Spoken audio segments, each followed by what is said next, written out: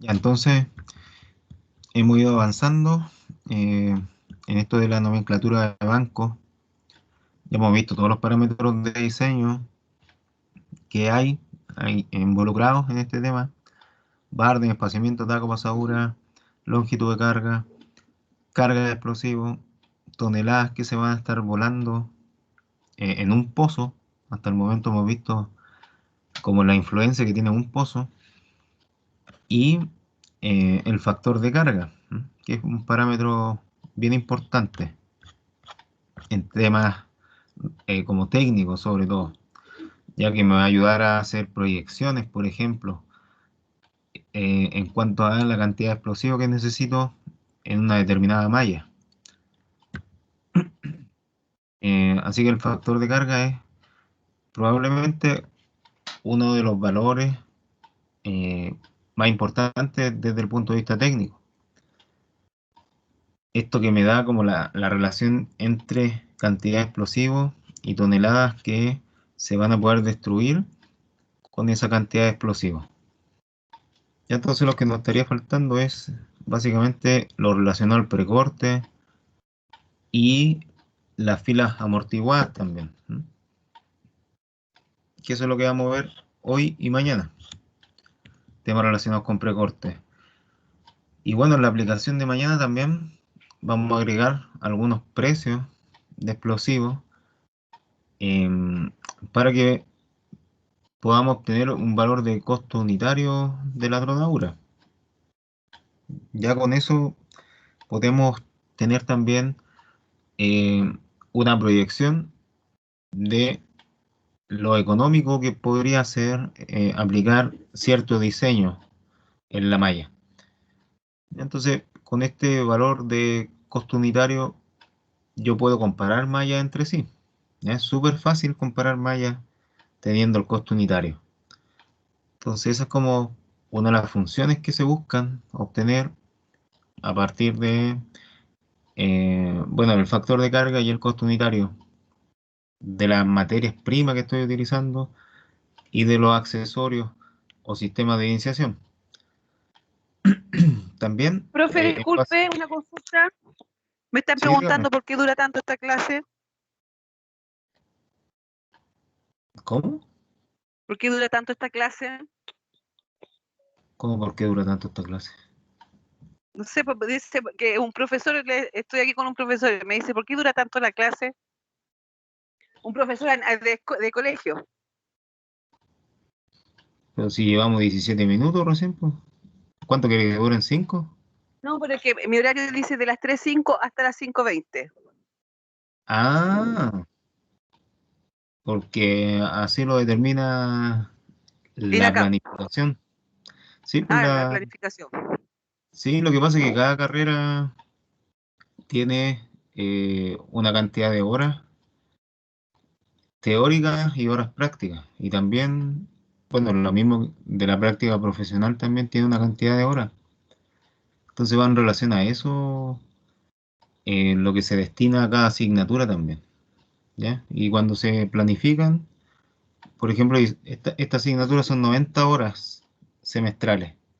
Entonces ahí uno tiene que ir sacando cuántos se van a la primera unidad, cuánto a la segunda, cuántas se van a evaluaciones y a aplicaciones prácticas.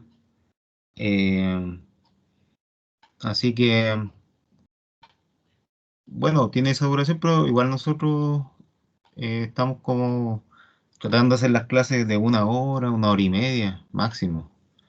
Ya no la estamos haciendo de hora y cuarto, como sale ahí, según la planificación. ¿Ya? O sea, es como Gracias, prácticamente profe. imposible, es como imposible estar 2 horas continuas haciendo una clase y manteniendo la atención más encima de ustedes, po, ¿ya? Con todas las distracciones que hay hoy día, que ni siquiera en la sala podíamos tener como el 100% de la atención. Imagínense ahora, es tremendo desafío. Y ahí al profe, cuánto le duran las clases? ¿O cuánto le piden? ¿Una hora, 45 minutos? ¿De cuántos son? Dice que son 40 horas, 40 minutos cada clase. Es profesor de inglés, de enseñanza media. Ah, ya, ya. Sí, Por eso, depende. por eso contaba extraño. Sí, depende de lo que cada, de cada malla o de cada planificación de la asignatura. Ya de cuánto hacemos las clases, pero ustedes pueden ver ahí, pues miren. En general, yo trato de hacer como clases de 1 hora y cuarto, por ahí, ¿ya? Ahí están las grabaciones. Bueno, más Sí, todo lo no, que no, sí está conversamos. bien. No, sí está ¿Mm? bien. Lo que pasa es que no me creía, no me creía que durara tanto ahora esta clase, pues. Yo dije, no, dura hasta las Ah, 5 y algo. sí, sí, dura harto. Sí, porque aquí hay una de 1 hora 20, ¿ya? Pero me parece que eso es como lo más lejos que he llegado. Ya porque, como les digo, el tema de mantener la atención es súper difícil. ¿Mm? Uno se distrae mucho en la casa, o cuando están trabajando, o si salen también, porque de repente hay chiquillos que escriben de la micro, así, como que, o hablan de la micro cuando se están transportando por diferentes motivos.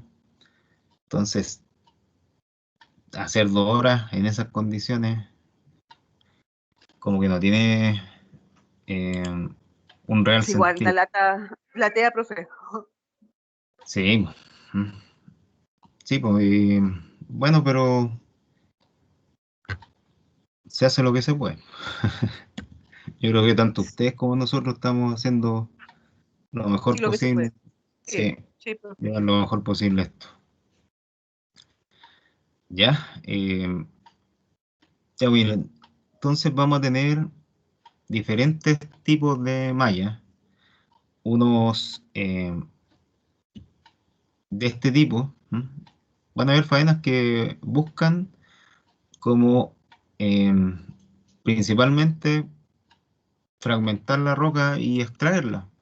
Entonces no se preocupan mucho los diseños, pues, ¿ya? Hacen los pozos, los cargan relativamente según lo que ellos piensan, pero después, al ver los efectos de la tronadura, se encuentran con que hay mucho daño en el macizo que queda, ¿m? En el que no queda fragmentado, ¿ya? Porque esta zona sería como lo que va a estar fragmentado. Todo eso, del banco. Y lo demás queda como golpeado. ¿M? A esto le llegan energía principalmente, a esta zona. Y esa energía se transmite como a través del volumen de gases, del calor y de la velocidad de detonación. ¿M? Entonces todo eso produce daño en el macizo y va a ir generando grietas, ¿ya? Entonces, si ocupáramos solo pozos de producción, que es este caso, los pozos de producción son los que están más cargados con explosivos, vamos a generar mucho daño al cerro o a la parte que va a quedar del cerro ahí, ¿ya? Eso puede pasar, ¿ya? E incluso como en el centro de la explotación a cielo abierto, se hacen tronaduras solo con pozos de producción, porque en ese caso, si queda algo un poquito agrietado o maltratado del macizo, no va a importar mucho porque eso se va a fragmentar después nuevamente. Pero cuando yo quiero generar nuevas caras de banco o estos ángulos que están acá, replicarlos en este sector, ahí no puedo usar solo pozos de producción, porque la nueva cara de banco tiene que tener una estabilidad y para que tenga una estabilidad tiene que también tener pocas grietas y un ángulo definido, ¿ya? Un ángulo de inclinación de unos 70, 75 grados, más o menos. Entonces, si yo hago solo pozos de producción, no voy a poder lograr replicar lo que tengo aquí en esta zona. ¿M? Además de todo el daño que le estoy haciendo al macizo. ¿M? Y entonces, para eso se van agregando nuevas filas de pozos, ¿ya? Como por ejemplo la amortiguada. Los pozos que vienen después de la zona de producción, que es esta, Bueno, en esta parte, ¿por qué los pozos son de mayor diámetro y mayor cantidad de explosivos cada uno? Es porque en esta zona se busca tener mucha fragmentación, ¿ya? Y liberar mucha energía y destruir la roca, ¿m? En síntesis, o en resumen, destruir la roca. Pero a medida que yo me voy acercando a la nueva cara al banco, que debería quedar después de que todo esto se fragmenta, se carga y se transporta a través de las palas y los camiones, en este sector debería yo tener una nueva cara banco, ¿cierto? Entonces con los pozos amortiguados no voy a lograr tener ese diseño de la cara del banco, eh, porque no están inclinados los pozos, ¿ya? Esa es una razón. Y la otra, eh, bueno, estos disminuyen la energía que se va a estar propagando para acá, pero no del todo, ¿ya? Y por eso básicamente se llaman pozos o filas de amortiguación, porque van generando una retención de la energía, pero no es completa. ¿Mm? O sea, yo me imagino que estos pozos de amortiguar lo que hacen es generar algo parecido a lo que hacen los músicos, bueno, músicos amateur en este caso, cuando ponen estas bandejitas de donde vienen los huevos en las paredes, ¿m? Como para amortiguar el sonido o retenerlo, ¿ya? Y que no se escape. Entonces podríamos decir que aquí estamos poniendo las bandejitas de huevos para que esta música que va a salir de esta detonación no golpee tan fuerte este sector, ¿ya? De esa forma vamos a generar un agrietamiento menor y por lo tanto la estabilidad de ese sector va a ser mucho mejor que cuando estamos realizando solo producción, ¿ya? Entonces, de ahí viene como la teoría de los pozos de amortiguación, ¿ya? O también conocido como los pozos de buffer. Ya hay algunos casos donde el diseño considera estas dos filas de amortiguación, una de buffer y una amortiguada, o dos de buffer o dos de amortiguada. ¿Ya en qué se diferencian una de otra? Es eh, prácticamente la longitud del pozo. ¿Ya? Las buffer, por ejemplo, son pozos más cortos. ¿Ya? Entonces no tienen pasadura. ¿Ya? Pero eso es como un tecnicismo principalmente. Los dos cumplen la misma función que es amortiguar, ¿ya? O evitar que haya mucho daño en esta nueva cara del banco. Este sería como el caso intermedio. Y el caso ideal que podríamos tener es con esta zona, ¿m? De precorte, eh, donde ya vamos a disminuir mucho lo que es el daño. Y además vamos a estar generando la inclinación de la nueva cara de banco que yo estoy replicando en este sector, ¿ya? Aquí debería haber un ángulo de unos 70, 75 grados para poder replicar este sector de acá en la zona siguiente. Y Profe, entonces, ¿sí? la barra celeste es de perforación, ¿cierto?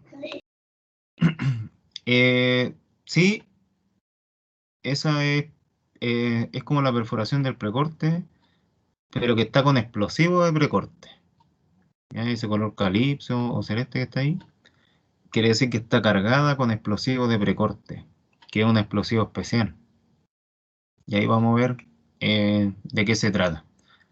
Pero este es el mejor de los casos, cuando yo tengo una zona de producción, una zona de amortiguación y una zona de precorte, ¿ya? ¿Y en qué casos se dan estas tronaduras en cielo abierto?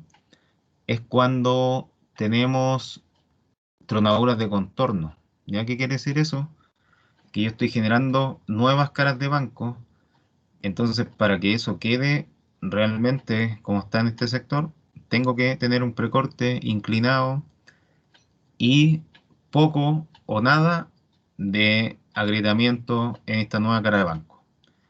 Y entonces ahí yo voy a poder trabajar con seguridad, ¿ya? Porque esta nueva cara de banco, ¿qué significa? Que después va a haber una pala por acá, o sea, en este caso va a estar por acá la pala, van a pasar camiones, también equipos auxiliares que ayudan a nivelar, y camionetas, y etcétera, etcétera, ¿ya? Entonces, no puedo tener una cara banco inestable o maltratada. Tiene que estar con poco agrietamiento y poco fracturada. Entonces, por eso se aplica el precorte, en este caso buscando una mejor estabilidad de la nueva cara banco que se va a estar produciendo. Y hay estos pozos de precorte y de buffer o amortiguada van a cumplir ciertas características o se van a distanciar un poco con respecto a los pozos de producción. Ya se van a diferenciar en varios aspectos, pero por sobre todo en los diámetros y en los espaciamientos que hay entre los pozos. Entonces vamos a partir con lo que es el precorte. ¿M? ¿Qué es lo que hace especial el precorte? Em, bueno, lo primero, la aplicación del precorte se hace para buscar una pared de banco más estable. ¿Ven? Por eso yo les comentaba que en este sector lo que yo busco es tener la menor cantidad de grietas o de macizo golpeado. ¿M? ¿Qué quiere decir esto? Que va a ser estable esa nueva cara banco. Porque si no es estable, van a haber derrumbes. Se va a caer esta pared encima de camiones, palas o camionetas que pueden andar por ahí. Esta zona, después de la tronadura, se va a fragmentar. Toda esta zona de producción y buffer. Y esa fragmentación va a llegar hasta el precorte. Y entonces, una vez que llega hasta ahí, las palas y los camiones sacan todo esto. Y se replica la condición inicial que había más a la derecha. Ya lo que tenía callo se va a replicar después acá. Y esa zona que se va a estar excavando y cargando los camiones y sacando de ahí, esa zona se llaman expansiones. Ya todo lo que yo estoy sacando de una tronadura tiene relación con una expansión. ¿Mm? Entonces el precorte también va a marcar el límite de hasta donde la pala puede llegar trabajando. ¿Y ahí por qué marca un límite? Porque el precorte acá genera una separación de lo que es lo fragmentado de lo que no va a estar fragmentado. Esto va a ser como roca intacta o roca que tiene poco agrietamiento. ¿Mm? O sea, el macizo prácticamente va a estar en buenas condiciones. La roca ahí. Entonces, si la pala quiere excavar este sector, no va a ser posible. Ya porque la dureza de la roca se lo va a impedir. Ya la roca es tan dura que la pala no le hace daño. Todo lo contrario, po. La roca le hace daño a la pala, porque le desgasta el balde en general, se lo desgasta completo. ¿Ya? Se puede romper incluso la pala si es que trata de excavar esa roca que no está, em, que no está fragmentada. Y entonces el precorte también se usa para obtener bermas programadas. ¿Qué quiere decir eso? Que en este sector donde termina el precorte va a comenzar una berma, ¿ya? Y esa berma en algunos casos va a servir para contener derrames de material que se pueden generar y en otros casos va a servir también como parte del transporte. Ya no es la rampa, que la rampa es como el camino principal que tienen las faenas para que se muevan los camiones, pero sí puede ser una berma de transporte para equipos livianos, no para camiones, ¿ya? O puede servir como zona de derrame. Y bueno, todo esto en función de trabajar con el mayor grado de seguridad posible. ¿Ya? Sin eso no tiene mucho sentido hacer estos trabajos. Si es que no lo hacemos en función o buscando condiciones seguras de poder realizar los trabajos acá. Ya entonces el precorte, otra razón del por qué se hace, es para evitar que el macizo sea golpeado. Por toda la liberación de energía que hay en las filas de producción y amortiguación, a pesar de que las filas amortiguadas no provocan mucho daño, pero sí las de producción generan mucho daño y liberan mucha energía. Y entonces el precorte lo que va a estar haciendo es marcar un límite, ¿ya? Y separarse de ese resto de la energía liberada. Ya incluso, si volvemos a la imagen anterior, aquí el precorte lo que hace también es generar un vacío o una separación de lo que va a estar liberándose de esta energía de acá con respecto al precorte. Y entonces la energía podríamos decir que se va a liberar por este sector vacío, ¿ya? No integrándose en el macizo nuevo, que eso sí pasaría si tuviéramos grietas como esta. ¿Ya? Si tuviéramos grietas, la energía se expandiría por esas mismas grietas. Entonces con el precorte evitamos que eso pase. ¿Ya? Son varias las funciones que cumple el precorte, como podrán ver. Lo otro es disminuir las vibraciones. ¿Ya? El precorte también evita que ese movimiento llegue, la vibración misma de la tronadura llegue a la nueva cara del banco. Entonces el precorte como que genera una especie de distanciamiento social, ¿no? De 1 metro más o menos, yo supongo que debe ser en algunos casos, y con eso ya me aseguro yo que no me va a llegar ese impacto directo, ¿no? Sino que con la distancia que estoy guardando va a ser suficiente para que la energía se libere por ese espacio vacío y no me fracture la nueva cara del banco, que eso es lo que quiero cuidar principalmente. ¿Ya? Lo que pasa en buffer y producción, que es esta zona de acá, la verdad es que en temas de fragmentación importa, pero por el lado de la combinación que se va a hacer después. Ya no tanto por el daño que se le pueda generar a esa roca, porque lo ideal es que esa roca quede lo más fragmentada posible. Así que mientras más fragmentada, mejor, en el caso de las zonas de producción y amortiguada. ¿Qué tenemos que considerar en el caso del precorte y en la construcción misma de la malla con precorte o de estas tronaduras de contorno que les mencioné?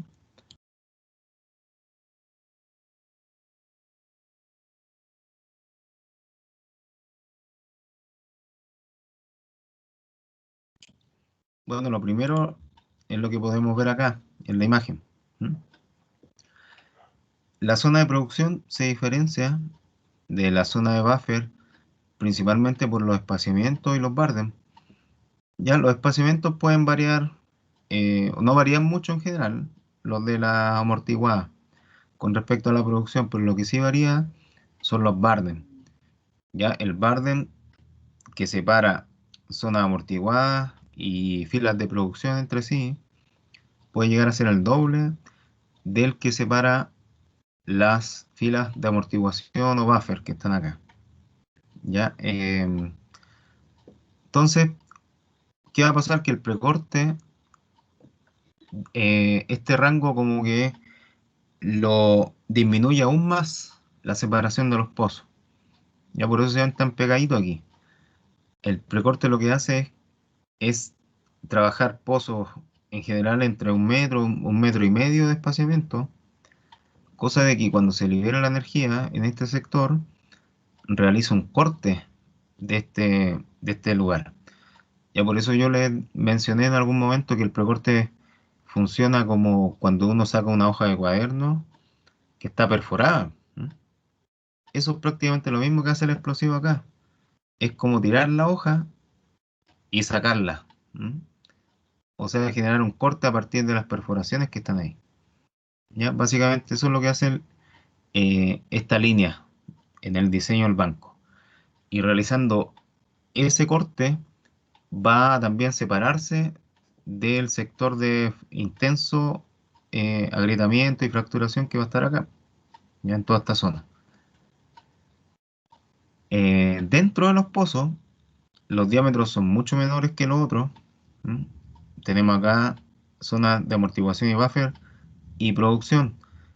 Ya si los comparamos con los pozos precorte, estos son mucho más pequeños que los que están acá. ¿Mm? Así que, además de eso, dentro de los pozos van a haber explosivos pequeños, o sea, explosivos que pueden ser más o menos la mitad del diámetro del pozo de precorte. Así que estamos trabajando en pozos de pequeño diámetro y dentro de esos pozos de pequeño diámetro hay explosivos más pequeños todavía.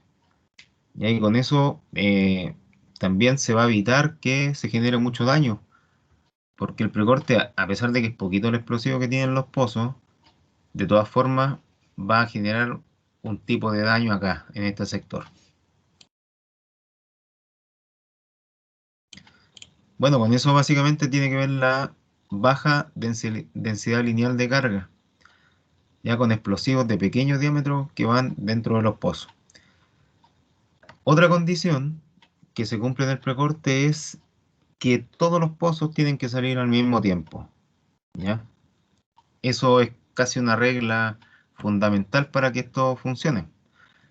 Ya, si lo llevamos nuevamente al ejemplo del cuaderno, y cuando ustedes sacan una hoja del cuaderno, es como que yo les digo, tienen que salir todos los pozos al mismo tiempo, entonces yo rasgo la hoja, o sea, la tiro con fuerza.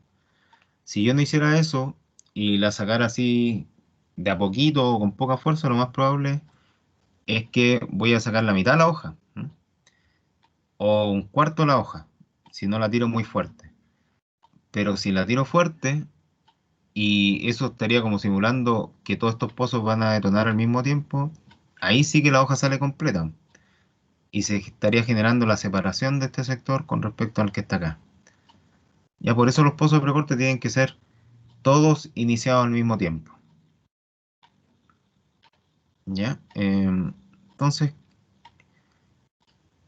en general, bueno, en casi la totalidad de los casos, vamos a encontrar que los explosivos de precorte van a ser emulsiones en cartucho, ¿ya? De este tipo.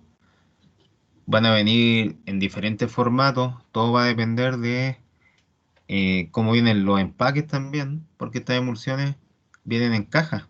¿M? Y cada caja trae como más o menos 3 tiras de 8 metros de largo.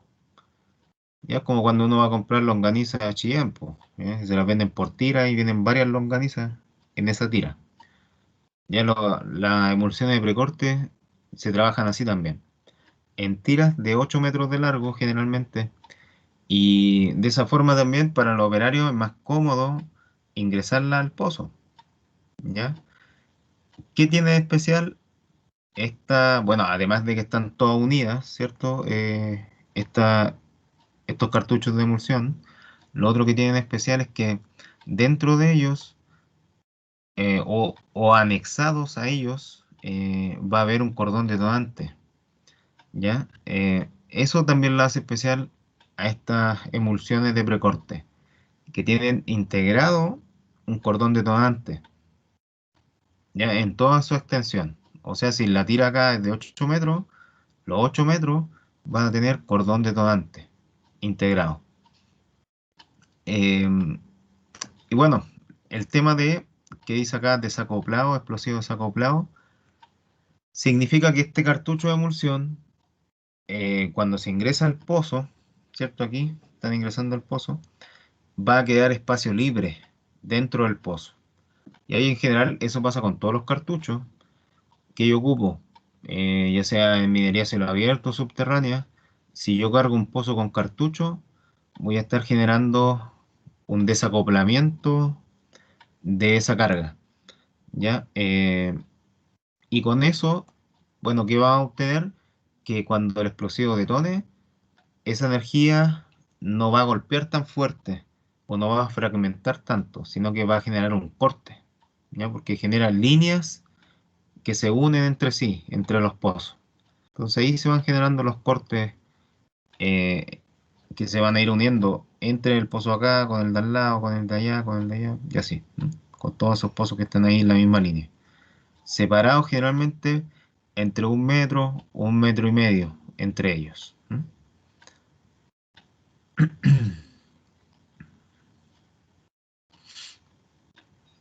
Entonces, ven, aquí está lo que les decía yo del diámetro de carga. Las emulsiones deberían ser más o menos la mitad del diámetro de perforación. ¿Qué quiere decir eso? que si estamos perforando un precorte de, de 4 pulgadas, ¿m? Mi emulsión debería ser de 2 pulgadas o de 1,5 pulgadas, ¿ya? Con eso yo me aseguro que van a actuar bien ese explosivo desacoplado dentro del pozo.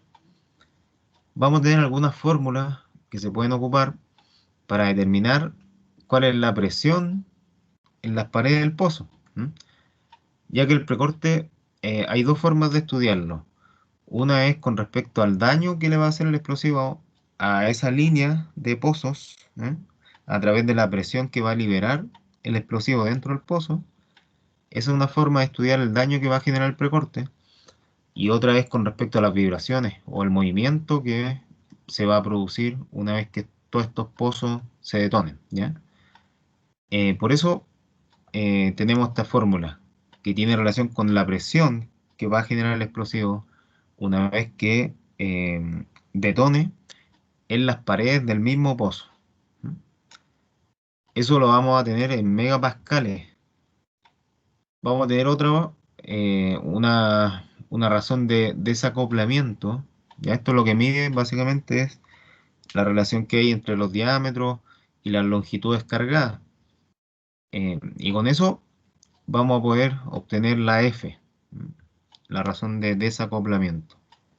La densidad del explosivo, por supuesto, siempre tiene que estar en temas relacionados con los efectos que puede generar este producto en la roca. Y la BOD también va a ser importante porque va a estar dando eh, una relación con respecto a el impacto de la onda que también se va a estar produciendo dentro del pozo. ¿Ya? Así que, bueno, acá en la definición, pero voy a cambiar algo. No debería decir, ese cuadrado no debería estar. No debería ser solo BOD.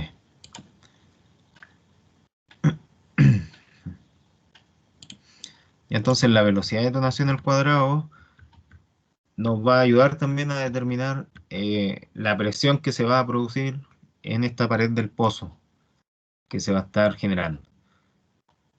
Ya con eso ya vamos a poder obtener una referencia respecto a la presión que necesitamos para generar un precorte.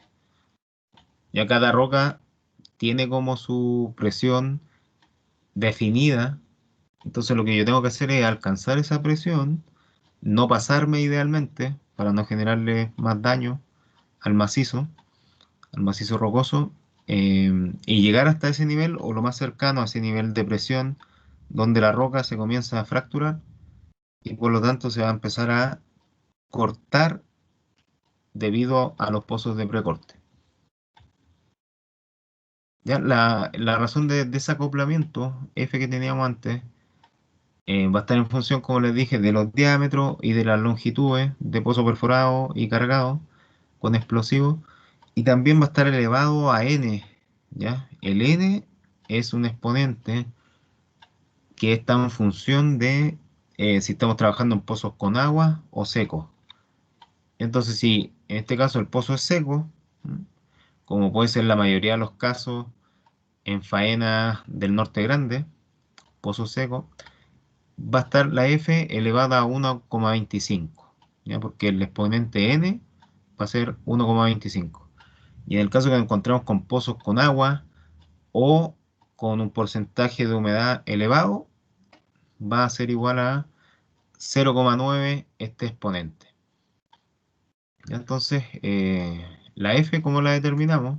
La razón de desacoplamiento en función del diámetro del explosivo, el diámetro del pozo, al cuadrado, estos dos, por la longitud cargada y la longitud, en este caso, perforada. Ya el H va a estar representando el largo del pozo y la L la longitud de la columna explosiva. O sea, van a ser el largo de los cartuchos de emulsión que se están ingresando en los pozos de precorte. Ya con eso ya podemos estimar lo que va a ser la razón de desacoplamiento que mide básicamente cuál es el espacio vacío que queda entre el cartucho y el pozo perforado.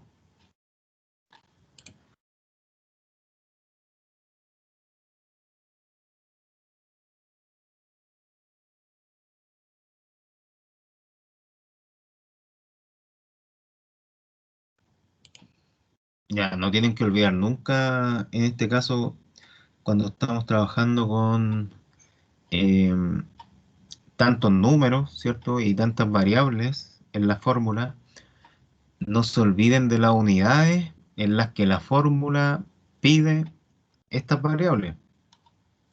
Ya, porque no es lo mismo reemplazar acá diámetro del explosivo y diámetro del pozo en milímetros o en metros que reemplazarlo en pulgadas, que es lo que lo pide la fórmula.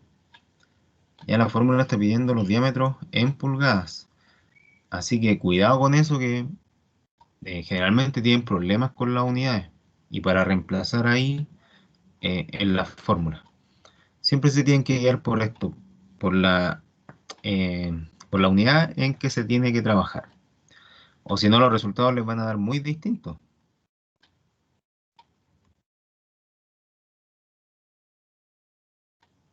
Ya miren, hay diferentes formas de determinar el espaciamiento entre los pozos, pero acá en Chile se eligió una de las más complejas, ya que es la siguiente. Eh, el espaciamiento entre los pozos va a ser el diámetro de perforación por la presión del pozo, la misma presión que estábamos calculando antes, más la resistencia a la tracción, dividido en la resistencia a la tracción. Y esa es la fórmula que tenemos para determinar los espaciamientos acá en Chile, ¿ya? Se optó como por la manera más compleja. Entonces ese PB que vemos ahí en la fórmula es el mismo que tenemos acá, ¿ya? La presión que hay en las paredes del pozo. Entonces en función de eso, la resistencia a la tracción de la roca, que es una forma de determinar el esfuerzo que hay que aplicar para que una roca se destruya, y el diámetro de perforación, en función de todo eso vamos a tener el espaciamiento. Y aquí también, ojo con las unidades, se tienen que ocupar las que están acá, ¿m? Para que nuestro espaciamiento nos dé milímetros. Ya el resultado de ese, que es la letra que ahí representa al espaciamiento, tiene que estar en milímetros, y para eso yo tengo que tener la resistencia a la tracción de la roca y la presión de detonación dentro del pozo en megapascales. Y el diámetro de perforación del pozo a precorte en milímetros, ¿ya? O sea, básicamente, estos valores que están acá en la fracción se van a eliminar las unidades porque están todos en megapascal, ¿ya? Y va a quedar en milímetros lo que es el diámetro de perforación, y eso mismo se lo va a traspasar al espaciamiento.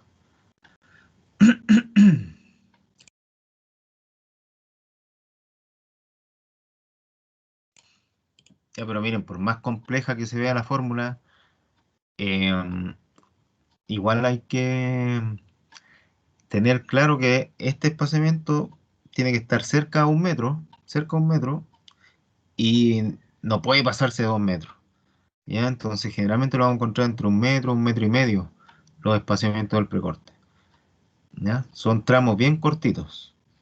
Y por eso son muchos los pozos que están involucrados en una línea de precorte.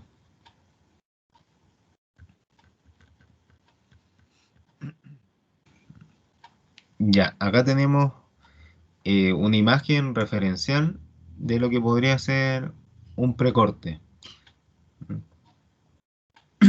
o de lo que fue un precorte en una faena minera. Eh, ¿Hay algo que les llame la atención de esta imagen? ¿Mm? ¿Podrían rescatar algo o algo que vean y que ustedes digan a qué se debe esto? Profe, lo que está ahí, no sé si es un espacio o una perforación que hicieron, no, no creo que sea una perforación. Pero es como que se ve para el otro lado, no sé, una luz, no sé lo que es. Ah, esto. ¿Ese espacio en blanco que está ahí? Sí, profe. Ah, ya no. No, eso es como error de la imagen. Ya no tiene que ver con la faena. No, pero bueno, quería saber qué le llama la atención como de este tramo que está acá, ¿ya? Porque aquí está el precorte, ¿ya? Esta es la zona de precorte que quedó después de que se Hay unas realizó el trabajo. líneas.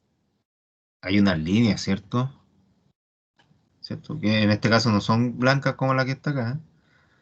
Eh, son estas líneas que están aquí, ¿cierto? Esa. Sí, esas. Ya. Y esas son las líneas que tienen que quedar en un precorte. Ya es como un parámetro que nos ayuda a saber si el trabajo se hizo bien o no. Y tienen un nombre especial esas líneas. Ya estas líneas en términos mineros se conocen como las medias cañas. ¿Ya? Así les dicen. ¿Y por qué se llaman así medias cañas, profe? Se llaman medias cañas porque tienen relación con que queda como la mitad de la perforación ahí expuesta y se parece, lo más probable es que si partimos por la mitad una caña de azúcar o una caña de lo que sea, se va a ver de esa forma. ¿Ya? Entonces por eso le dieron el nombre de medias cañas. Ya son bien diferentes a Profe, las que quedan profe, ¿sabe después qué es lo que se me vino a la mente cuando dijo media caña? un carrete. Eh, no, no, cuando sirve los vasitos estos en las cantinas, es ¿Ya? una cañita y me imaginaba que iba como hasta la Ah, mitad. ya. No, no, tiene que ver con los vasitos. En este caso tiene que ver como con cañas de azúcar. Bueno, por ejemplo, un bambú. ¿M? Un bambú, si uno lo parte por la mitad, se ve así también. Ya queda como con esta forma. Eh, entonces podríamos decir que una caña de bambú, si la partimos, se va a ver muy parecido a esto que queda acá. Esto es bueno en términos de resultados porque, bueno, hay algunos autores como Chiapetta, ¿m? Que dicen que, eh, bueno, estas medias cañas se tienen que tener por lo menos dos o tres seguidas en el precorte para yo tener seguridad de que ese precorte quedó bueno. ¿Ya? Entonces, mientras más medias cañas yo vea juntas, significa que mejor me quedó el precorte. Ya, por ejemplo, acá en este sector no se ven. ¿Qué significa eso? Que este sector no quedó muy bien con respecto al precorte e incluso se ven ahí como deformaciones también acá. Ya, en cambio este sector está parejito y ahí hay hartas medias cañas juntas. ¿M? Entonces, eso me da a mí a entender o me da seguridad respecto a que el trabajo se hizo bien en ese sector o la roca se comportó bien en ese caso. ¿Ya?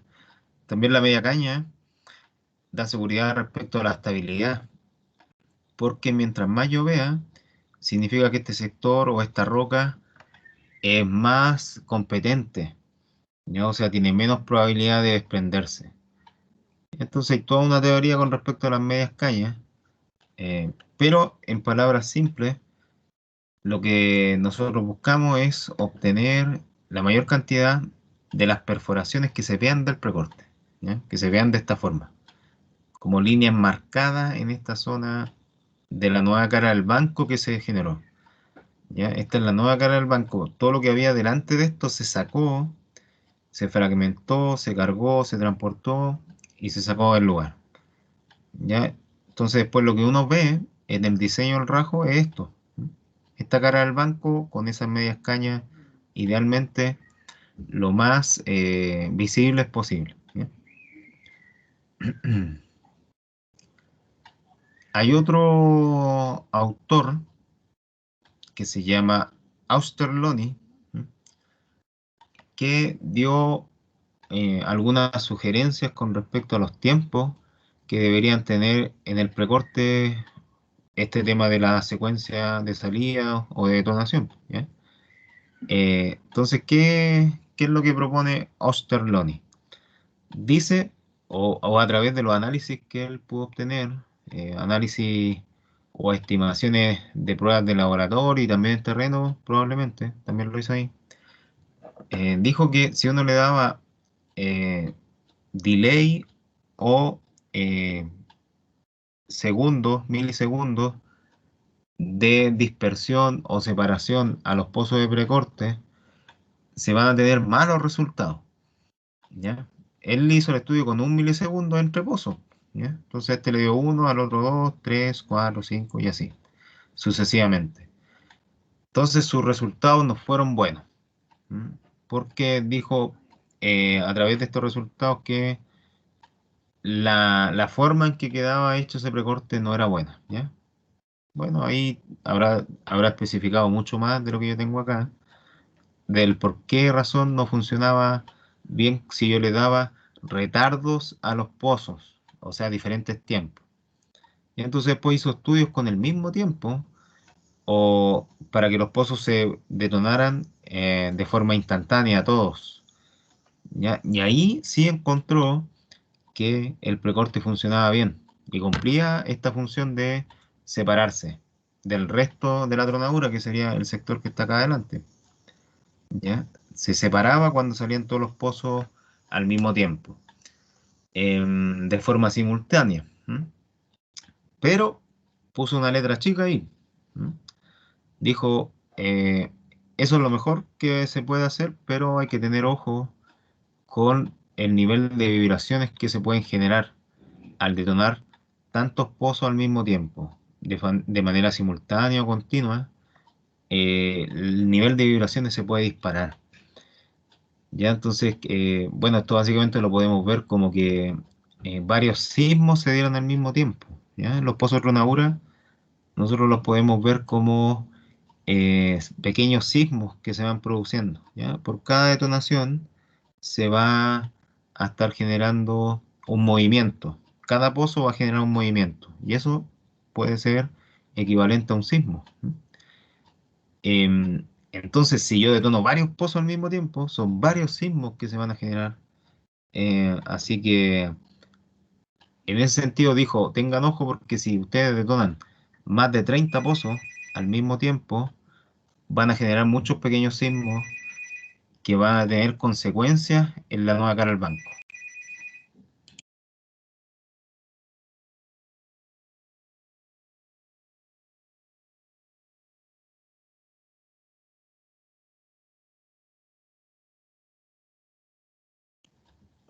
Ya así que como conclusión, ¿qué es lo que dijo este viejito? Detonen los pozos simultáneos, pero siempre y cuando no superen los 30, ¿ya? O sea, vamos a tener que hacer grupos de pozos de precorte. Eh, los primeros 20 o 30 con, con 0 milisegundos, los segundos 20 o 30 con 1 milisegundo, y así. Cosa que las vibraciones no, o que la energía no se disipe o no se expanda o libere toda en un solo tiempo, ¿ya? Bueno, después vamos a ver todo lo que tiene relación con la teoría de las vibraciones, donde ahí se tiene que analizar cada pozo o la liberación de energía que se da en cada tiempo o en cada momento. Ya, pero son temas que vienen más adelante. Con respecto a las amortiguadas, ¿qué es lo que hacen o qué función cumplen las buffer o amortiguadas? Es como darle a la pala la última zona de excavación que podrían llegar a obtener. ¿M? Entonces, por ejemplo, en este caso, supongamos que la pala está excavando la zona de producción acá entre 1, 2, 3 y 4. ¿Ya? Bueno, puede ser hasta 5 y 6. Todo esto la zona de producción. ¿Qué significa? Que en este sector va a estar la mayor cantidad de roca fragmentada con pequeño tamaño. ¿M? En este sector. Y en el sector 7 y 8 van a estar las amortiguadas.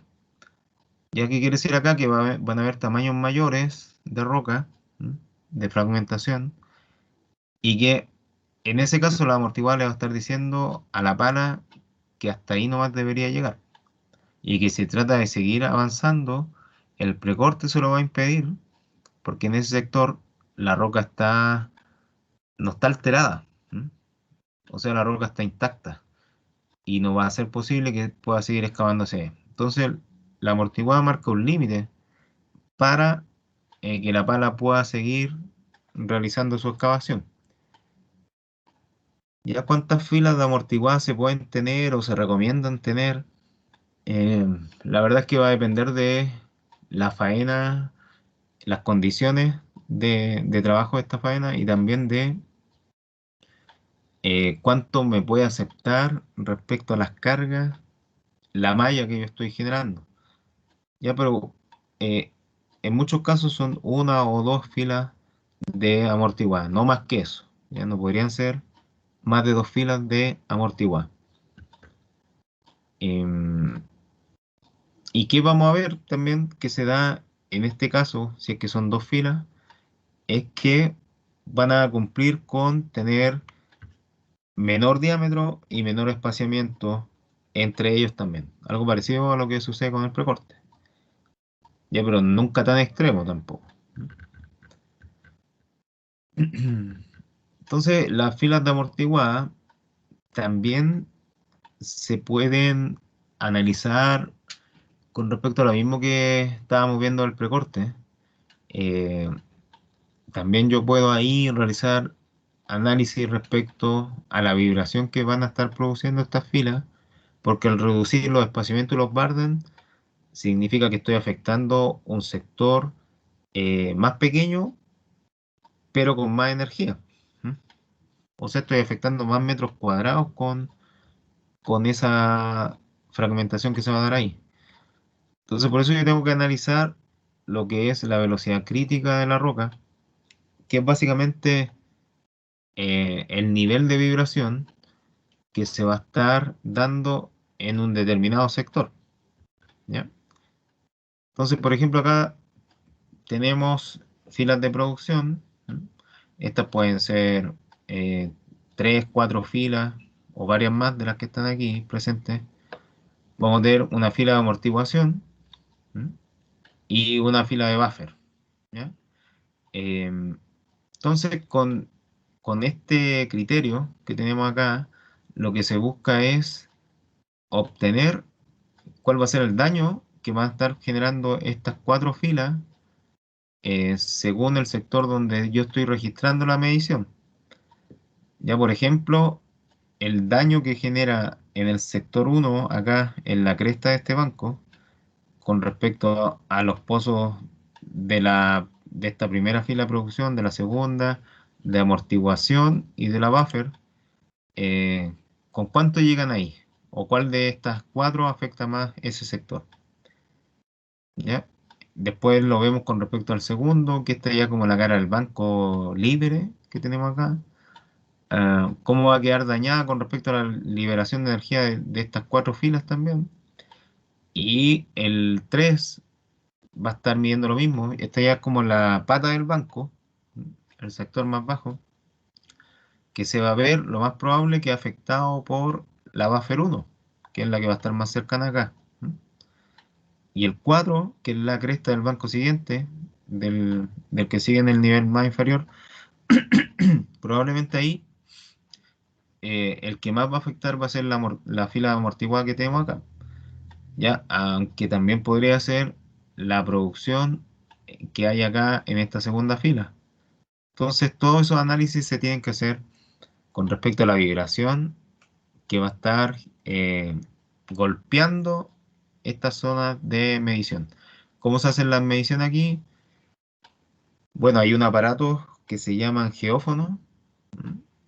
Y eso junto a un sismógrafo miden como el nivel eh, de movimiento que hay en un determinado lugar. Entonces son aparatos que se instalan en terreno para obtener estas mediciones. Ya, y lo otro es con respecto a la presión en las paredes del pozo, que es lo mismo que estábamos viendo con el precorte. Ya también, básicamente se pueden hacer los mismos análisis que hicimos en el precorte con respecto a los resultados que tenemos acá y para ver también si las cargas que hay en amortiguada y buffer corresponden o si hay que bajarlas más, ¿ya? Porque si están superando el nivel de velocidad crítica de la roca, lo más probable es que vamos a tener que hacer un cambio ahí y disminuir aún más la carga de las filas amortiguadas y buffer. ¿Ya? Entonces, todo eso es parte de la discusión respecto a cuánto va a ser el espaciamiento, el burden de la fila de amortiguación, el diámetro que vamos a estar perforando ahí y la cantidad de carga que va a haber por fila. Pero bueno, en muchos casos se toma una relación con respecto, o sea, las filas de amortiguación, que serían las dos que tenemos acá, se van a crear en base a lo que tenemos en la producción, que serían los pozos que tenemos acá. Bueno, las filas de producción generalmente son las que están más cerca de la cara libre. Aquí tendríamos la cara libre, producción, amortiguada y probablemente por aquí estaría el precorte. Entonces, estas van a tener mayor burden y espaciamiento. Después se va a comenzar a reducir y también si se reduce burden y espaciamiento, el diámetro de los pozos tiene que comenzar a ser más pequeño también. ¿Y eso en relación de qué? Bueno, si el diámetro de perforación que usamos la amortiguada aquí se mantiene con respecto al de la producción, tenemos que disminuir burden y espaciamiento entre 0,6 a 0,8 veces con respecto a lo que tenemos acá. Por ejemplo, si tenemos aquí espaciamiento de 10 metros, yo podría reducir el espaciamiento de las buffer o amortiguadas hasta 6 metros. ¿Ya? Esos son como 0,6 veces el espaciamiento que tengo en las filas de producción. Y en el caso de que el diámetro disminuya, o sea que mis pozos sean más pequeños acá con respecto a lo que yo tengo en producción, ahí el burden y el espaciamiento puede variar mucho menos, ya entre 0,7 a 0,9 veces los valores que tenemos en la malla de producción. Entonces ahí tenemos que ir manejando esos aspectos para poder diseñar lo mejor posible las mallas de amortiguación, o sea, las filas de amortiguación. ¿Ya? Hay que aplicar estos criterios. En algunos casos se aplica así, tal cual, en otros pueden aplicar muchas otras variables dentro del diseño. Ya, por ejemplo, en AEX hicieron estudios con respecto a bancos de 15 metros de altura y un promedio de carga de los pozos, de factor de carga, de 165 gramos por tonelada. Y entonces ellos hicieron dos pruebas, una con una malla de estas características, que es media extraña, es una malla trabada que tiene un burden de 7 metros en producción y un espaciamiento de 13 metros. ¿Ya? Es una malla bien trabada esta, que por ningún lado genera como ángulos rectos, ¿ya? Genera puros triángulos entre ellos. Em, entonces, eh, ellos querían ver cómo se va a comportar el resultado final si se aplica diferencias en las filas de amortiguada de espaciamiento 4,3 metros y burden de 5 metros de distancia.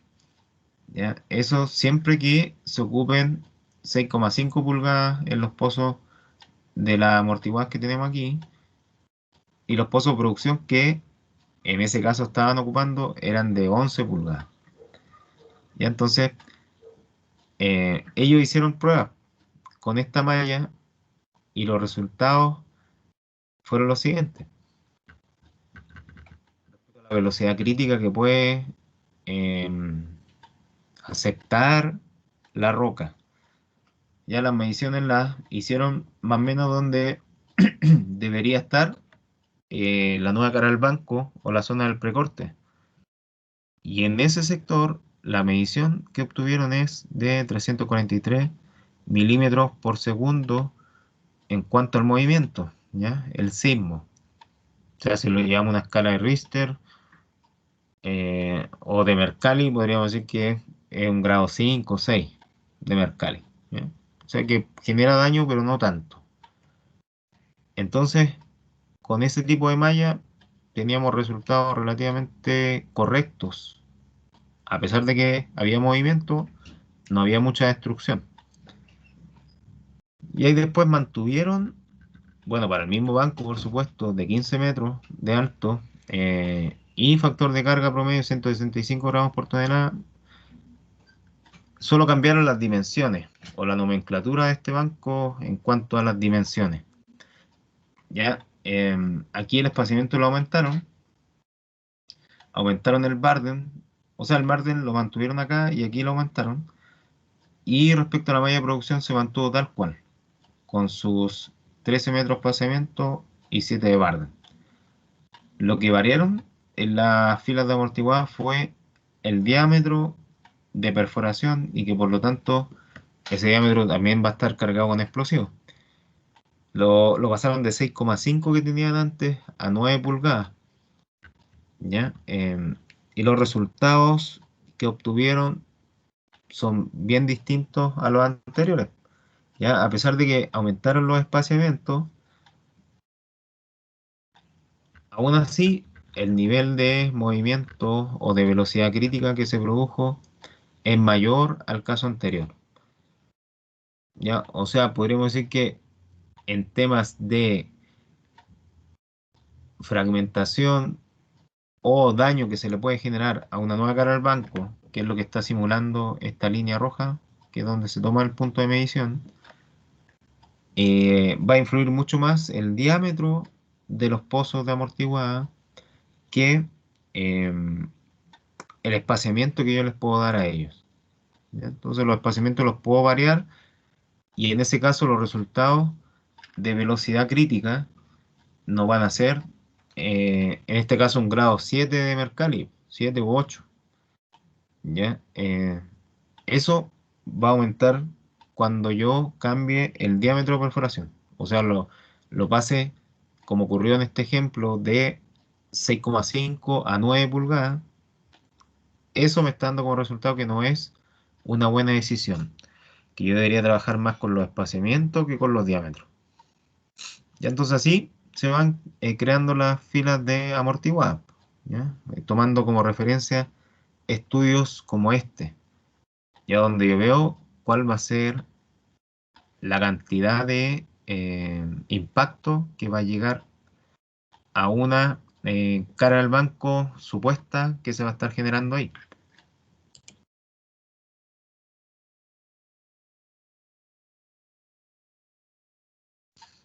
¿Ya? Son como modelos predictivos, podríamos decir, que me van a dar una proyección de lo que podría suceder en el caso de que yo aplicara algo así en terreno. Ya, modelos predictivos con los que trabajan AEX y muchas otras empresas más. Entonces, eso con respecto a la teoría de precorte y amortiguada. Mañana vamos a estar trabajando con lo que es una aplicación de lo que vimos hoy. ¿Ya? Entonces, este es como el ejercicio más largo que yo les podría preguntar, donde vamos a tener diferentes condiciones, tanto de precorte, producción y buffer o amortiguadas. En este caso no vamos a cambiar el explosivo, vamos a trabajar con el mismo explosivo, pero lo que interesa es hacer los cálculos acá de las cantidades que van a estar presentes en cada pozo y en cada fila de pozos también. Y entonces todo eso lo vamos a estar calculando mañana y vamos a ver cuál va a ser el impacto de esta tronadura en esta superficie que se va a estar volando. Ya el perfil con el que vamos a trabajar va a ser este. Y ahí vamos a ver también que los Barden varían en función de el sector donde estoy trabajando, producción, buffer y precorte. Ya, entonces cada uno de estos pozos lo vamos a tener que calcular, ver cuál es la carga del pozo y después, en base a la carga de ese pozo, determinar lo que va a ser la carga de la fila completa.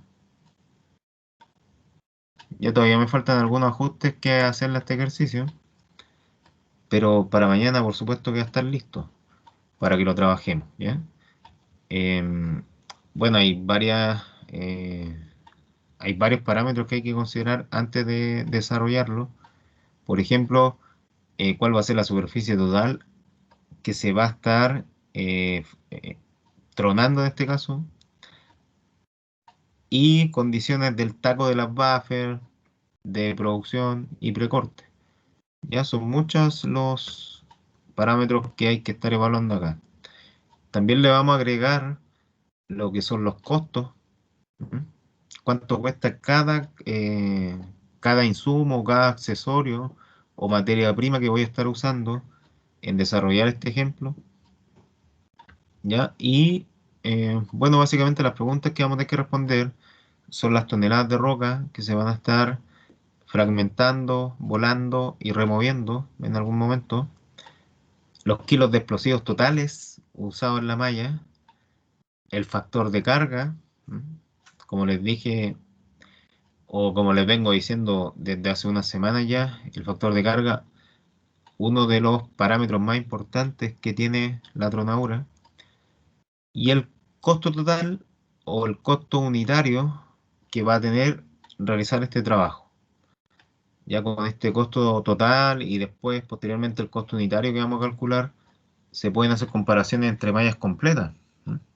Porque si una malla me da $2 por tonelada y la otra me da $1 por tonelada, generalmente me voy a quedar con la que cuesta más barato. ¿Mm? O con la que me sale más económico aplicar en terreno. Pero la parte técnica nunca la puedo dejar pasar. Ya siempre tiene que estar presente la parte técnica en la toma de decisiones. No todo puede ser plata en este caso.